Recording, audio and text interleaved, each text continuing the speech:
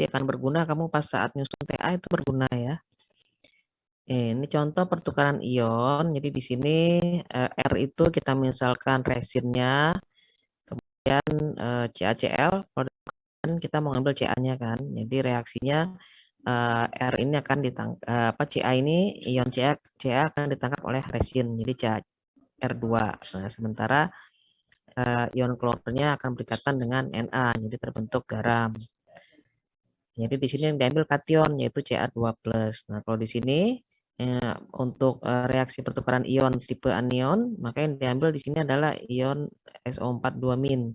Dia akan diambil oleh R, jadi R2SO4 dan dia dihasilkan juga garam. Jadi ini peristiwa diantaranya reaksi pertukaran ion.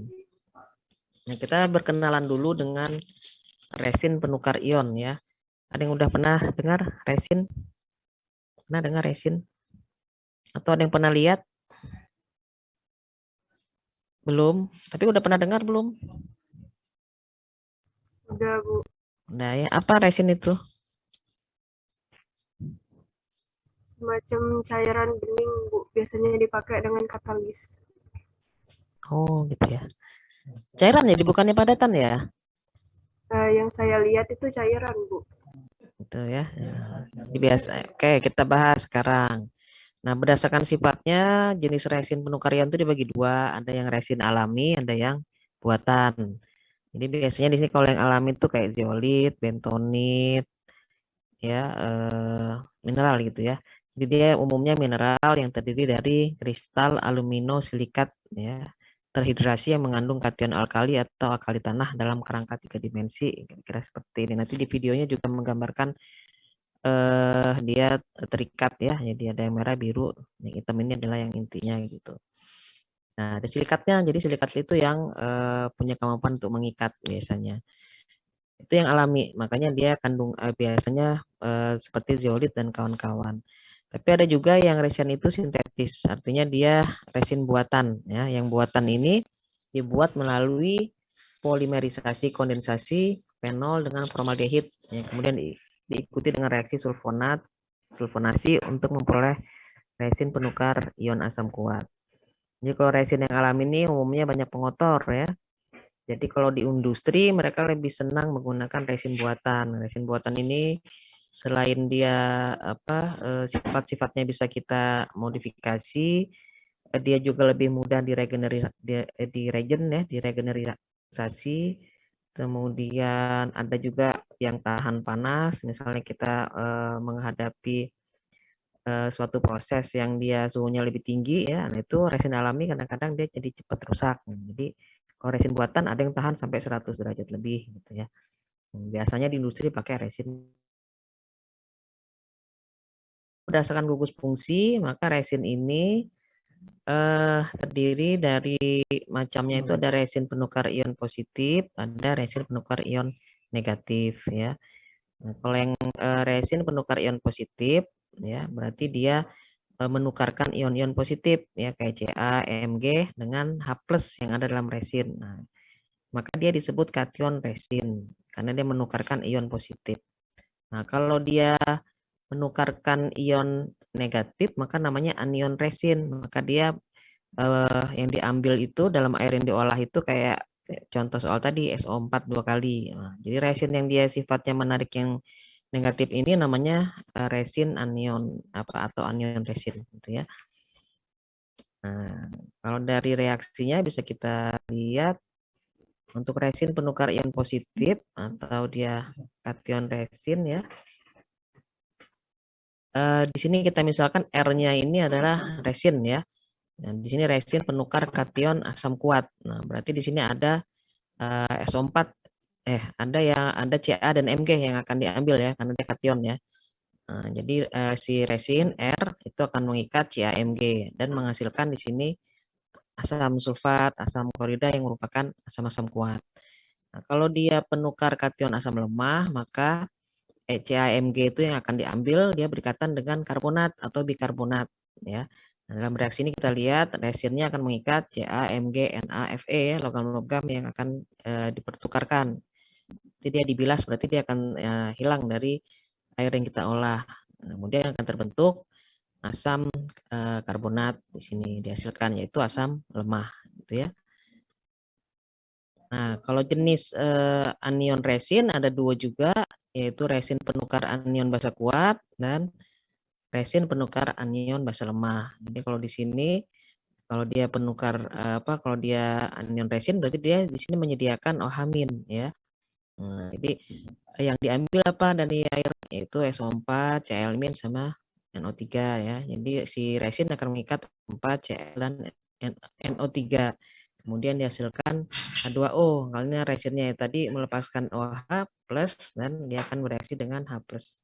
OH- di sini bereaksi dengan H plus. Jadi terbentuk air. Atau dia akan mengikat saja seperti di sini untuk basa lemah ya. Dia berikatan semua dengan resinnya. Ya. Menyisakan H plus nanti di sini. Oke. Kemudian kita kenali juga karakteristik kerja resin penukar ion. Itu diketahui dari misalnya pengukuran konduktivitas. Jadi seberapa banyak dia mampu menangkap ion-ion ya. Jadi kalau misalnya dia dilewatkan air air dilewatkan resin dengan konduktivitas tertentu, kemudian setelah melewati resin kita ukur lagi konduktivitasnya.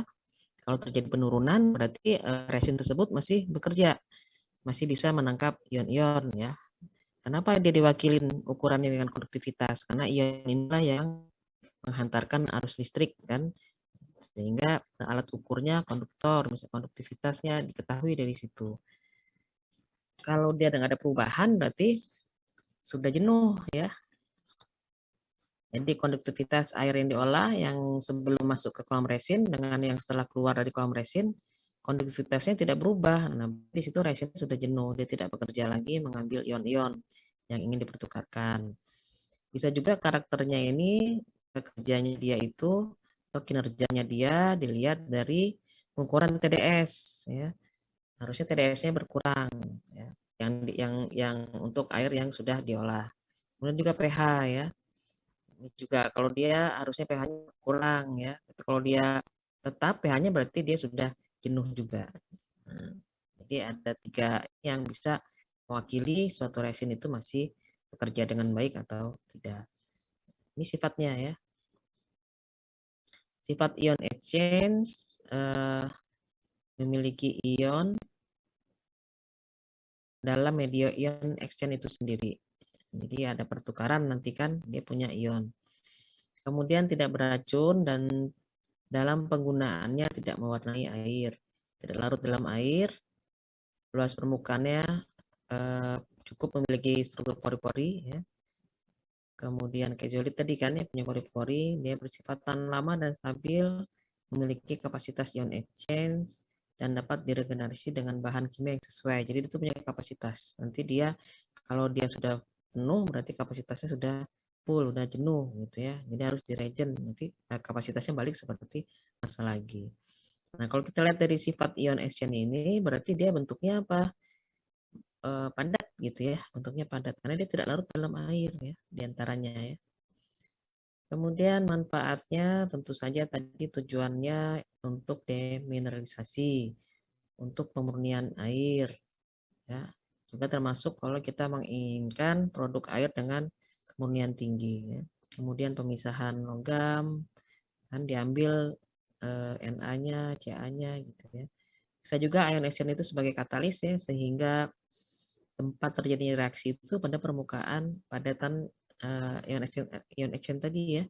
Kemudian bisa juga untuk desalinasi, untuk mengambil garam-garamnya ya, saltnya, bisa juga untuk deklorinasi. Nah, kita bahas adalah yang berkaitan dengan yang harus disediakan oleh unit utilitas, yaitu diantaranya adalah air demin, ya, atau air yang mineralnya sudah dihilangkan.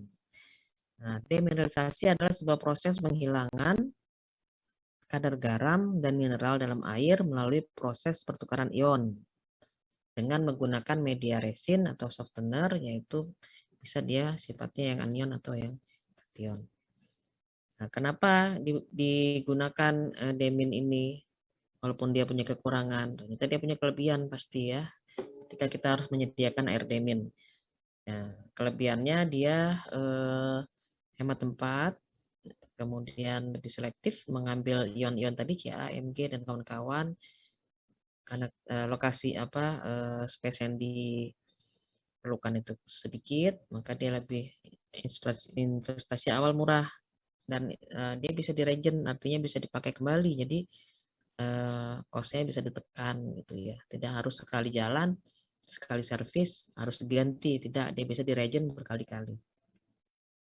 Tapi ada kekurangannya, apa? Yaitu untuk air yang diolah dengan konsentrasi yang tinggi, maka tentu butuh tempat pembuangan khusus.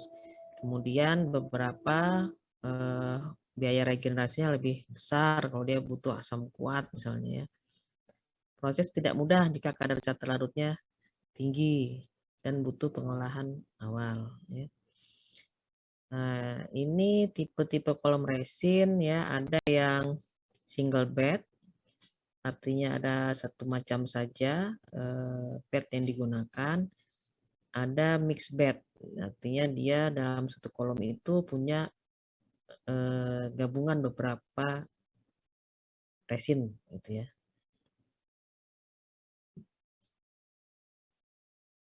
Misalnya di sini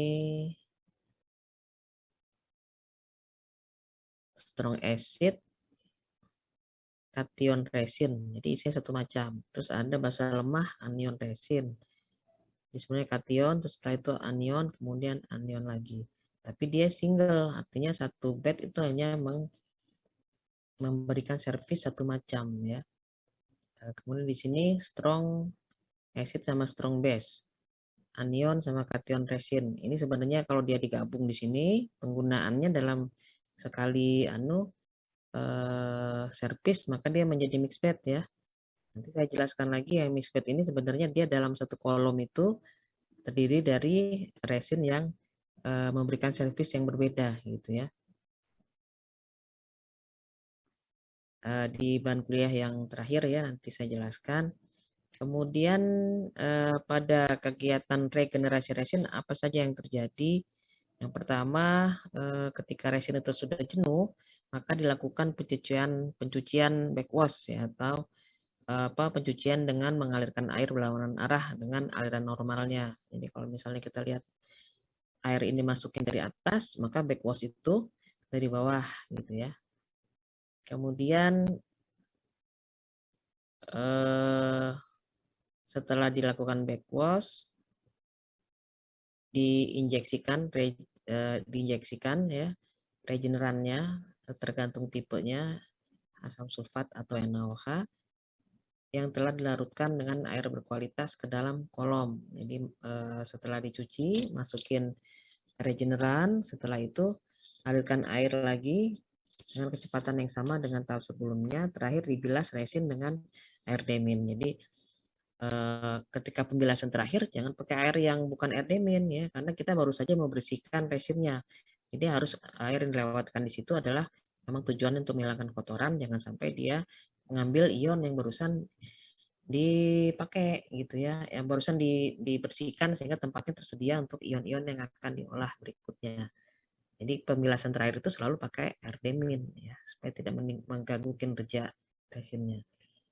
Nah, di sini kalau dia regenerasi mixed bed, maka pencucian dulu backwash, terus diinjeksi regeneran, misalnya pakai larutan asam pekat, kemudian isi dengan air demin, lalu pembilasan terakhir.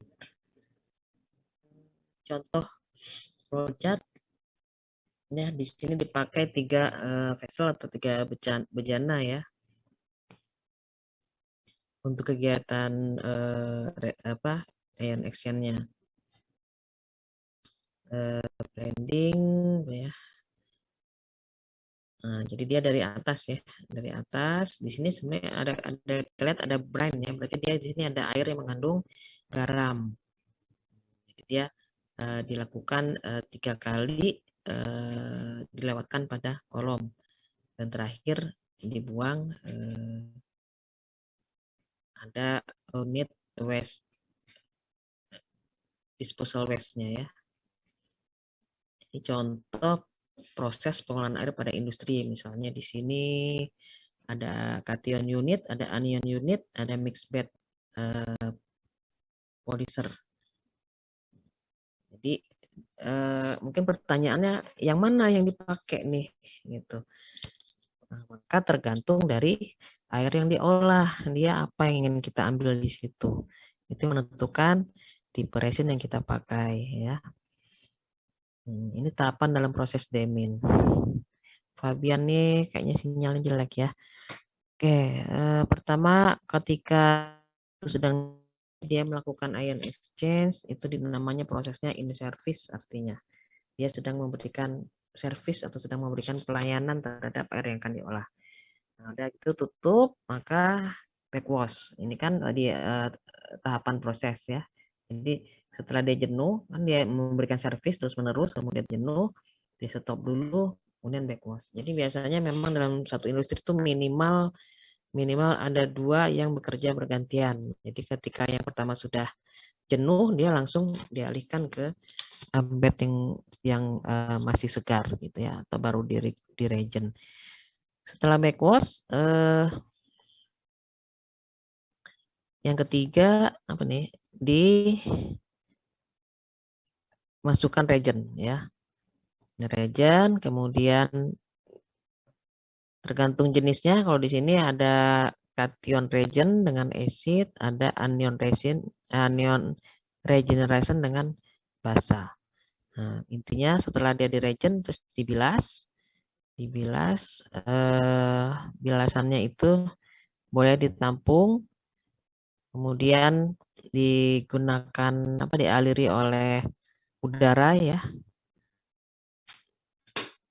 Kemudian direfill, isi lagi, jadi sudah dia bersih, kering ya dari udara untuk mengangkat sisa-sisa cairan.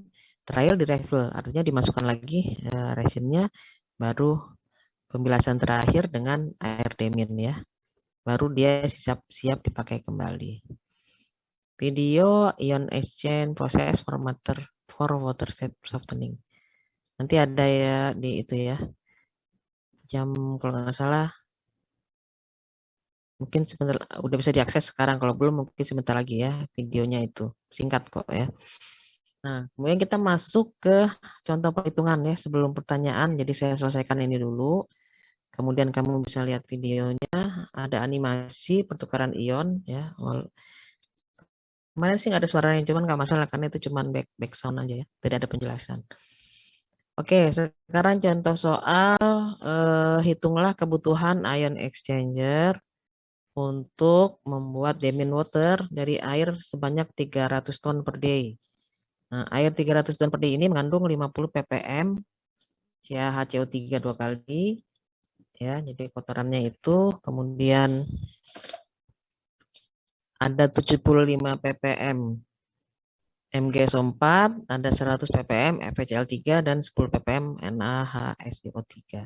Jika air tersebut lebih dahulu diolah dengan proses lime soda dingin untuk menghilangkan kesadahannya. Nah, ada data diketahui kapasitas cation exchangernya 25.000 mgrek ekivalen H+ per kilogram dan kapasitas anion exchangernya 30.000 mgrek ekivalen OH- per kilogram.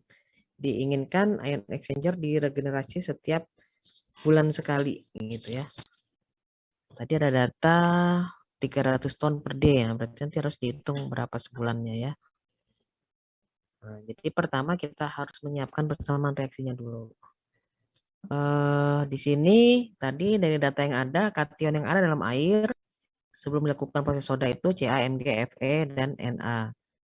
Nah, kemudian dilakukan proses lime soda dingin, tinggal Ca2+ dari 35 ppm ekivalen CaCO3, Fe3+ dari 100 ppm FeCl3, dan Na+ dari 30 ppm NaHSiO3 yang di asal. Dalam hal ini kita harus selalu ingat penyebab kesadaran yang paling utama adalah Ca dan Mg ya. Hardness itu dilaporkan dalam berapa Ca dan Mg. Kalau alkalinitas dia dilaporkan dalam karbonat dan bikarbonat. Nah, si karbonat bikarbonat ini seringnya berikatan sama Ca dan Mg kan. Makanya satu senyawa ini sama-sama berkontribusi terhadap alkalinitas dan terhadap hardness juga. Oke, dari yang data yang diketahui yang dipunya adalah ada kalsium di situ, ada Fe dan ada natrium ya. Nah, kita reaksikan dengan apa di sini nih? Resinnya ya. Dengan resin. Maka R itu adalah mewakili resin ya. CaCO3 yang dibawa dalam kandungan air, kita akan pisahkan Ca-nya, maka R ini akan mengikat Ca, ya. Kemudian OSO3H min ya, H plus ya kok amin ya, H plus, nah, jadi OSO3H plusnya berikatan dengan CO3, jadi asam karbonat. Resinnya berikatan dengan Ca2 plus. OSO3, ROSO3 min sama H plus ya. Jadi Ca-nya berikatan dengan ROSO3 min. Nah, tinggal H plus yang ditinggalkan itu berikatan dengan CO3, jadi asam karbonat. Nah, jadi di sini nih ROSO3H itu resinnya itu terdiri dari OSO3 min dan H plus. Jadi ketika dia bereaksi dengan FeCl3, maka Fe-nya kan 3 plus ya, dia bereaksi dengan ROSO3 min. Jadi FeROSO3 3 kali tambah H yang tertinggal adalah H plus dan Cl min. Jadi HCl, 3 HCl. Kemudian hal yang sama NaHSO3 min 3 itu kan terdiri dari Na plus dan HSiO3 min kan. Direaksikan dengan resin, maka resinnya itu ROSO3 min plus H plus. Nah, jadi Na tadi bereaksi dengan ROSO3 min. Jadi Na ROSO3 sisa H plusnya bereaksi dengan HSiO3. Jadi dibentuk H2SiO3. Nah, ini kamu reaksikan sendiri ya. Kalau yang seperti ini, kamu reaksikan sendiri. Nah, yang terutama adalah tadi di sini ada Ca, Mg, dan Fe ya. Nah, setelah tahu reaksi, maka dari persamaan reaksi ini kita tahu kan 1 mol CaO3 berdasarkan reaksi ini dia ekivalen dengan berapa resinnya? 2 mol kan? 2 mol. Dan berapa yang H plus yang dihasilkan? 2 mol juga di sini.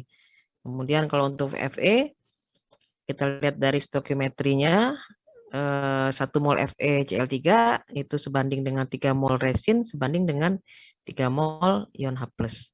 Sama 1 mol NaHSiO3 itu sebanding dengan 1 mol resinnya, sebanding dengan 1 mol H plus ya. Nah, maka kebutuhan kation exchanger-nya itu bisa dihitung ya, misalnya untuk yang tersisa tadi 35 ppm ya, ekivalen CaCO3, maka dua ini berasal dari mol resin ya, 2 mol, kemudian dikalikan 35 itu adalah 35 ppm ya, 35 ppm atau 35 mg per liter. Jadi kalau dia dalam air, maka ppm itu sama dengan miligram per liter. Nah, dibagi dengan BM CaCO3 itu adalah 100 ya. Kemudian dikali H plusnya tadi. Ya, kali H plus ya, sehingga didapat ini adalah BM H plus ya 1 ya.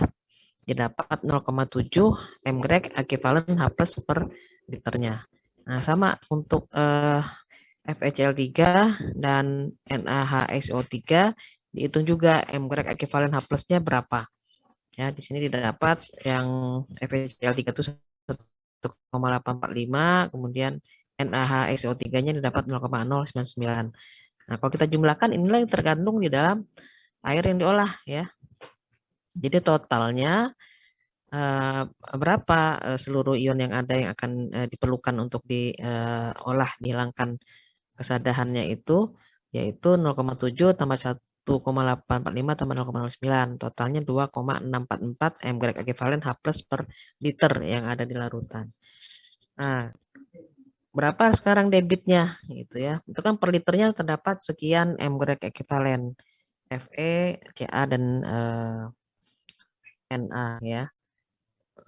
Air yang diolah tadi dari data diketahui 300 ton per hari. Dibilang tadi apa yang ditanyanya? Dia ingin ion exchanger tadi diregenerasi setiap bulan, dibilang gitu ya. Nah, berarti jumlah air yang diolah dalam 1 bulan adalah 300 ton per hari tadi. Selama 1 bulan kita kalikan 30 hari ya. Jadi 300.000 liter per hari. Kan tadi taunya ton ya. 1 ton itu berapa? 1000 kilo ya. Nah, karena ini adalah air, dianggap rho-nya itu jadi rho-nya itu 1 ya, jadi 1 tonnya air sama dengan 1 kilo. Sehingga 300 ton itu sama dengan 300.000 kilo atau 300.000 liter. Nah, jadi ada 300.000 liter per hari dikalikan konversinya 30 hari per 1 bulannya. Sehingga didapat ada 9 juta liter per bulan air yang harus diolah. Kita hitung lagi berapa totalnya exchanger atau H+ yang ada di situ ya. Jadi kita kalikan total mg-nya tadi 2,644 ya, ada H+ sebanyak itu setiap liternya dikali 9 juta liter dalam setiap bulan dibagi dengan kapasitas ya. Tadi 25.000 adalah kapasitas kation exchangernya. Kita kan mau mengolah H+-nya tadi ya.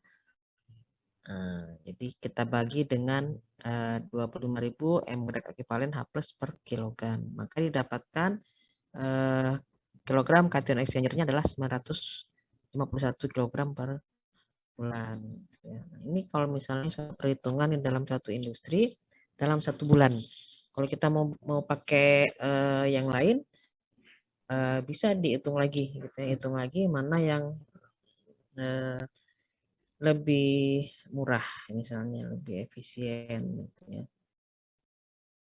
Itu kation. Nah, kemudian bagaimana menghitung anion exchanger? Ini prinsipnya sama ya.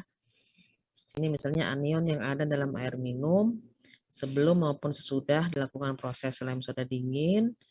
Sini ada asam karbonat ya yang berasal dari 50 ppm CaHCO3 2 kali. Kemudian ada sulfat ya, yang berasal dari MgSO4. Kemudian Cl- dari FeCl3 dan HSO3 dari 10 ppm NaHSO3.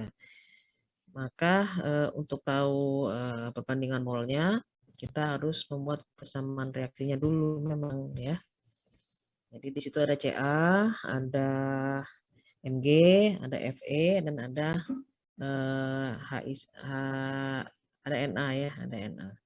Jadi semuanya kita reaksikan dengan anion exchanger ya.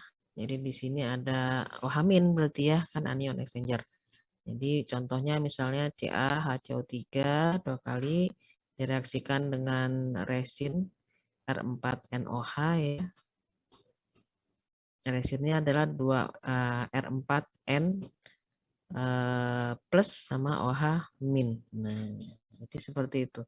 Jadi Ca-nya bereaksi dengan OH-, jadi CaOH.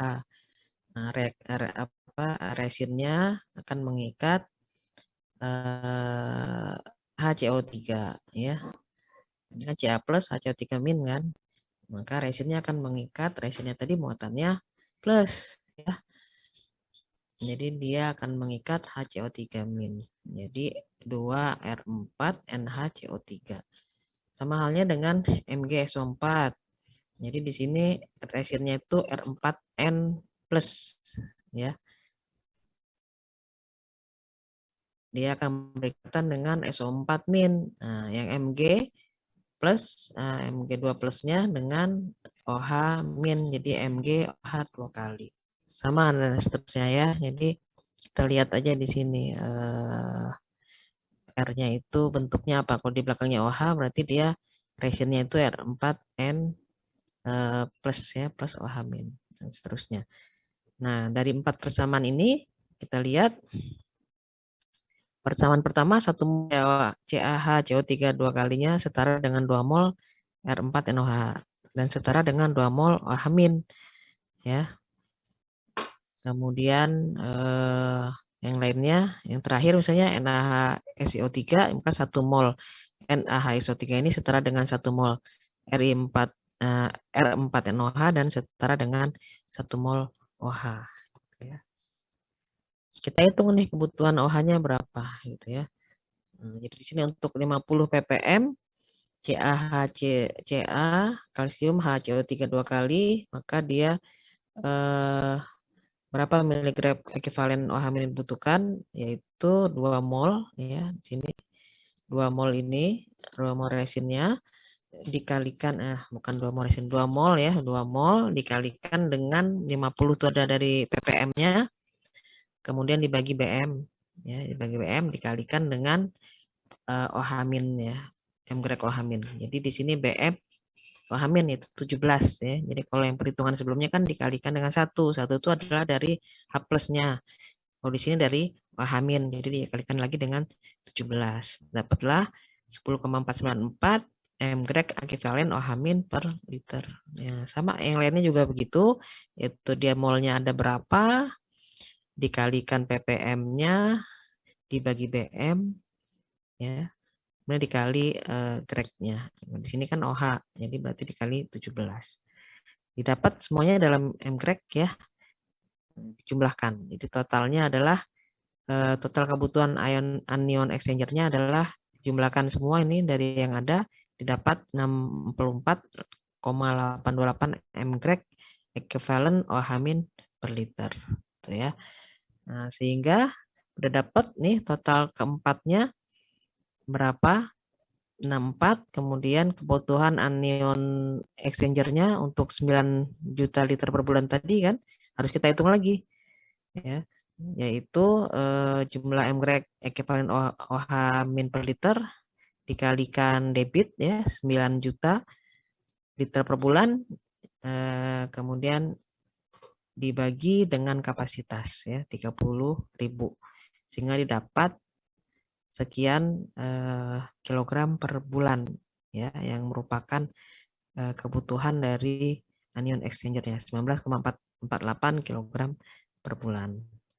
Nah, itu contoh-contoh perhitungan kolom ya ion exchanger yang dibutuhkan ya.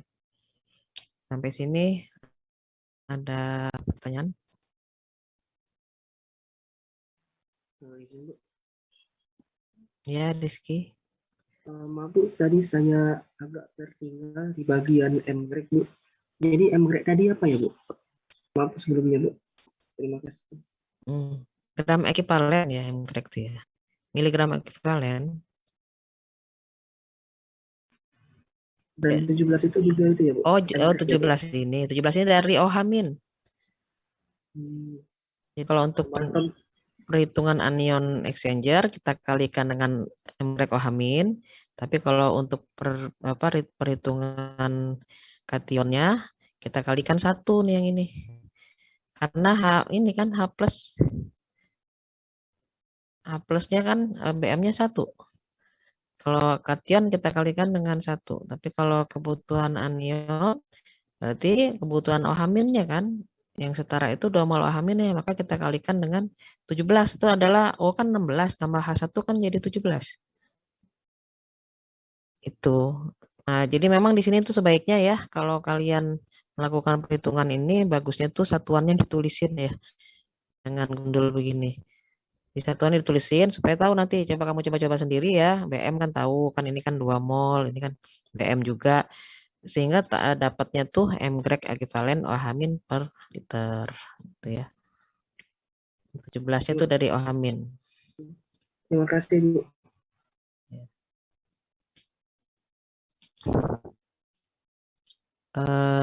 Oke, yang lain? Izin bertanya, Bu. Siapa ya sebelum dapat tanya? Amira, ya. Ya, Bu. Saya ingin bertanya, Bu. Untuk resin ini kan bisa diregenerasi. Nah, berapa kali sih Bu maksimal resin ini dapat diregenerasi? Terus jarak waktu dari regenerasi pertama dan selanjutnya itu berapa lama Bu minimal? Itu saja Bu, terima kasih. Jaraknya, yang kedua jarak, yang pertama apa? Berapa sering? Atau kapan? Iya, berapa maksimalnya Bu bisa diregenerasi? Oh, berapa maksimal? Ya, pertanyaannya ya. Jadi eh, untuk meregenerasi itu sebenarnya berapa ukuran maksimalnya tergantung kemampuan resinnya, tergantung dengan air yang diolah juga ya.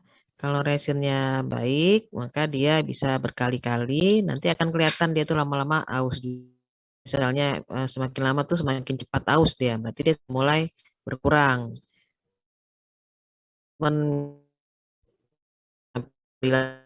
Misalnya ya. Kemudian lama-lama dia menjadi lebih sering untuk harus diregen karena yang dia servis itu semakin cepat jenuhnya gitu. Semakin cepat jenuh itu ditandain dengan misalnya dia diukur konduktivitas. Konduktivitas yang masuk sama keluar itu nggak ada bedanya. Berarti nggak ada ion diambil lagi dalam proses itu. Nah, semakin itu cepat terjadi, mungkin berarti dia sudah semakin berkurang kinerjanya. Berapa maksimalnya? Ya, tergantung resinnya, sekuat apa dia. Ada yang dia rusak dengan pemanasan tadi, makanya kalau dia mentreatment air panas, dia lebih cepat aus misalnya. Sehingga pabrik harus memilih resin sintetik yang tahan panas misalnya. Kemudian jaraknya berapa lama? Nah, itu berhubungan dengan yang pertama tadi. Ya, jadi dia tuh kapan dia lakukan regen itu memang kapannya itu ketika dia jenuh. Jenuhnya ditandain misalnya pH masuk, pH keluar nggak berubah, udah jenuh dia berarti. Konduktivitas masuk sama keluar nggak berubah, udah jenuh dia berarti. Nah, jadi semakin dekat jarak dia udah semakin berkurang kinerjanya berarti ya. Jadi kalau jaraknya itu ya ditentukan tadi kapan dia sudah jenuh harus diganti gitu ya. Harus diregen lagi. Pada suatu titik nanti dia benar-benar harus diganti gitu ya. Jadi tidak bisa juga sepanjang pabrik itu ada selalu pakai yang itu terus regen-regen. Lama-lama kan malah anu ya, tidak menguntungkan lagi karena meregen itu kan pakai bahan kimia juga ya. Dan disitulah nanti peran seorang operator, seorang analis ya, kapan harus mengganti resin, tidak harus nunggu sampai dia benar-benar sebentar ganti, sebentar regen udah rugi juga gitu ya. Oke. Terima kasih Bu. Iya. Nah, kemudian mungkin saya akan lanjutkan. Ada lagi yang lain? Izin Bu, Siapa ya? Rizky Bu. Rizky lagi? Iya gitu. Yang tadi? Iya, iya, ya. Oke. Rizky penasaran gitu Bu. Kenapa mineral yang ada di resin itu malah dibilas gitu Bu? Kenapa nggak diambil aja gitu Bu? Kenapa Kan mineral yang ada di resin itu kenapa harus dibuang? kenapa harus dibilas gitu Bu? Nggak Oh, diambil aja. dibilas. Iya, iya. Nggak diambil aja mineralnya itu. Oh ya. Kenapa coba kira-kira? Saya balikan. Misalnya kamu ada terpikir ya, yang ada di resin itu dilepaskan kan, dibilas. Kenapa nggak diambil? Kira-kira? Kalau kalau bayangan Rizky ya Bu, mungkin yang pertama itu karena sedikit ya Bu, apa namanya, paling 1% gitu Bu dari total konsentrasi yang masuk gitu ya Bu. Tapi kalau Rizky bayangin, kalau seandainya sebulan itu bisa 9.000 ton, itu kan 1% artinya bisa sampai 100 ton gitu ya Bu. Kalau dari satu bulan itu jadinya banyak gitu ya. Iya banyak gitu Bu. Kemudian dan kemudian bayangan Rizky itu mungkin resinnya itu bereaksi dengan mineralnya. Karena dia bereaksi jadi tidak bisa digunakan. Tapi Rizky belum yakin apakah memang benar-benar bereaksi ataukah tidak bereaksi sehingga bisa diambil begitu Bu. Jadi kemungkinannya gitu Bu. Mendekati ya, tapi ada alasan yang lain ya. Jadi kalau bereaksi enggak, karena dia yang terjadi adalah pertukaran ion. Jadi dia cuma tukar-tukar tempat aja. Nah, itu difasilitasi oleh resin yang punya pori-pori tadi. Ya, jadi dia yang di situ yang bermain adalah energi ikatan ya. Dia ikatan si resin sama ion H plus sama OH min itu tidak terlalu kuat. Nanti kalau ada Na datang, Mg datang, resinnya ini lebih kuat berikatan dengan mineral yang datang tadi. Nah, sehingga terlepaslah H sama plusnya tadi digantikan ya, H plus OH min digantikan. Nah, kemudian dibilas. Nah, ketika dia dibilas ini, dilakukan pembilasan berulang kali, di situ ada tantangan yang lain kalau kita mau ambil mineral itu ya. Apa? Harus diisolasi istilahnya, harus dipurifikasi lagi. Harus dipisahkan. Jadi mineral itu harus dipisahkan dari airnya kan berarti gitu. Nah, itu bukan proses yang sederhana ya. Perlu biaya lagi kalau kita mau memungut itu. Misalnya malah kan kayak yang lebih berharga lah daripada mineral kayak logam Fe itu kan berharga juga sebenarnya kan. Na bisa kita pakai, tapi pertimbangannya adalah ketika mereka kita pungut, apakah biaya yang dikeluarkan itu malah tidak menjadi lebih besar dari hasil yang diperoleh kalau kita pungut. Nah, itu adalah pertimbangan penting ya. Dalam rangka kita tuh mau menggunakan kembali, mau mereus, misalnya mereus kembali mineral, apa katalis atau hasil buangan apapun, ketika kita ingin ambil lagi, apakah itu mahal ataukah tidak? Bukannya tidak mungkin, memungkinkan, tapi biayanya menjadi tidak ekonomis karena hasil yang didapatkan itu lebih kecil daripada biaya yang dikeluarkan. Berarti kan dia akan terbilas dengan air yang banyak. Ketika kita harus mempurifikasi dia, mengambil lagi mineralnya, biaya yang dikeluarkan juga banyak gitu ya. Jadi tidak ekonomis gitu. Sementara mineral itu tidak berbahaya bagi lingkungan. Mineral itu malah bermanfaat bagi dia sebagai unsur hara bagi tumbuhan kan. Ion-ion itu ya. Jadi dia nggak apa-apa dilepas ke lingkungan. Inilah yang menjadi beda antara seorang engineer sama seorang scientist. Ya, scientist itu yang dari MIPA tuh dia science. Jadi dia yang penting keilmuannya yang diambil. Bisa apa enggak? Yang penting yang dipikirkan kalau dia bisa berarti disitulah letak sainsnya. Yang penting bisa, tapi dia tidak memikirkan rugi apa enggak gitu ya. Nah, kalau seorang engineer dia memikirkan biaya untung apa enggak gitu. Walaupun proses itu bisa dilakukan, tapi untung apa enggak gitu ya. Kalau enggak untung untuk apa dilakukan? Nah, itu seorang engineer yang memutuskan seperti itu. Mau mengambil diamond dari suatu karbon misalnya, dari suatu arang, mungkin apa enggak gitu ya. Kalau menurut saintis mungkin bisa dilakukan dan dia meneliti itu. Padahal belum tentu diterapkan karena menurut orang engineer rugi gitu ngambil diamond dari suatu karbon misalnya gitu dari suatu arang untuk apa terlalu banyak yang dikeluarkan dibandingkan hasil yang didapat. Makanya kita itu nanti dalam menyusun TA itu ada pemilihan proses. Nah, pemilihan jadi misalnya untuk memproduksi suatu produk A asam sulfat misalnya ada proses A, B, dan C, dan D. Kita pilih yang mana? Nah, itu pertimbangannya itu. Misalnya dari sisi dia yang mudah dilakukan. Artinya jangan yang temperatur tinggi, tekanan tinggi. Itu kan sulit ya. Dan pilih yang dia selain kondisinya operasinya moderat, pilih yang dia katalisnya murah misalnya. Kemudian yang konversinya tinggi misalnya. Nah, itu semua alasan-alasan itu pertimbangannya adalah karena pembiayaan tadi. Karena nanti kan di ujung akan dihitung BEP-nya. BEP-nya tuh ada kisarannya yang dia pada BEP sekian persen itu di bawah 40%, sekitar 20-30% BEP itu ya disitulah yang dia menguntungkan gitu ya. Jadi semuanya tuh dipertimbangkan. Nah, jadi kira-kira kalau kita mau ngambil mineralnya balik ke situ menguntungkan apa tidak gitu ya. Kalau tidak menguntungkan untuk apa? Gitu kan ngambil mineralnya. Seperti itu. Lain dengan yang dia memang memproduksi air mineral kemasan misalnya. Justru mineralnya dipertahankan. Nah, beda kan? Tujuannya beda gitu ya. Kalau di sini mineralnya dipisahkan dia karena dia akan merusak pada peralatan berikutnya yang akan dilaluin. Nah, gitu. Saya kira-kira Rizky ya. Jadi kita selalu mengembangkan biaya ya. Beberapa tuh ada tuh memang proses pemisahan tuh selalu menjadi PR. Artinya misalnya katalis, dia prosesnya langsung dicampur, maka kalau katalis padat, reaksinya dalam fase cair, pengen diambil lagi kan katalisnya kan sayang gitu ya. Nah itu jadi memang harus dipertimbangkan gitu ya. Nah dalam hal ini yang diambil itu mineral. Nah, tapi kalau dia perhitungannya mahal, jadi nggak diambil gitu ya, dibiarkan saja. Oke ya. Terima kasih, Bu. Mm-mm. Jadi masalah purifikasi ya.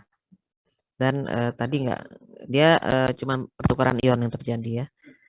Oke. Izin bertanya, Bu. Ya, Faisal. Eh, izin bertanya, kenapa Mg di kation dan tidak dimasukin Bu, dalam hitungan?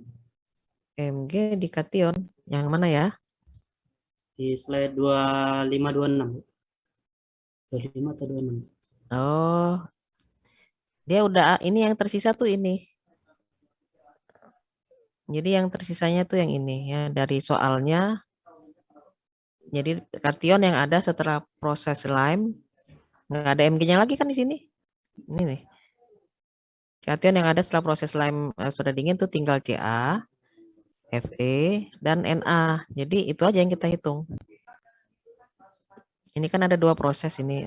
Beda ya, jadi ini menghitung kation exchanger. Maka di sini dalam contoh soal ini nggak ada Mg. Ya.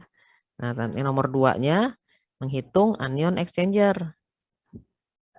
Nah, di sini kebetulan ada MgSO4. Gitu ya. Jadi ini ada dua soal yang berbeda, Faisal ya. Jadi kita harus cermat membaca soal. Nah, kebetulan ini memang beda, ini memang dua soal yang berbeda. Jadi kalau nomor 2 ini menghitung anion exchanger. Jadi di sini yang memang ada datanya itu ada Mg-nya. Kalau yang soal yang pertama ini memang dia menghitung kation exchanger. Nah, di sini memang yang ada datanya itu C yang tersisa ya. Tinggal Ca, Fe, Na.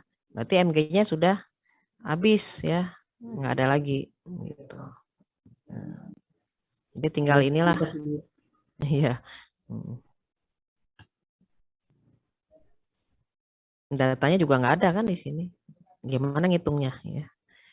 Oke, karena kita perlu data ppm-nya kan, ya. Oke ya, saya lanjutkan kalau sudah.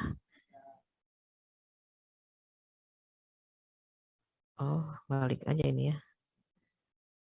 Masalah ini. Oh, ada itu sedikit ya.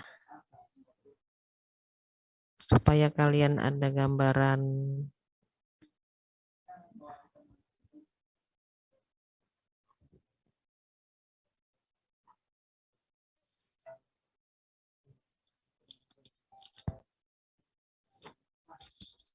Jadi proses pertukaran ion ya.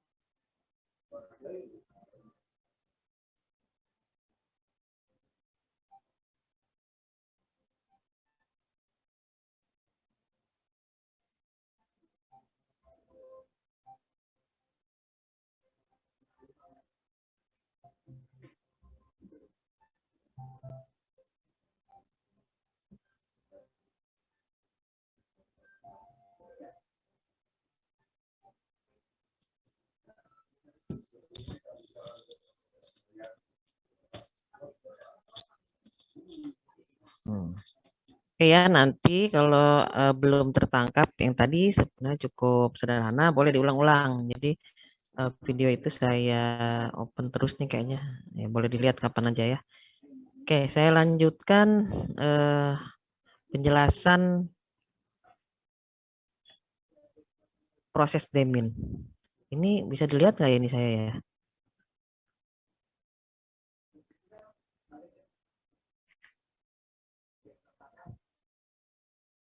Kalau yang tadi bisa dilihat video yang tadi, kok saya kayak keluar di share screen-nya. Belum terlihat, Bu. Video tadi nggak kelihatan ya? Enggak, Bu. Belum, Bu. Kalau saya belum. Kenapa saya kayak keluar dari, oh ini nih.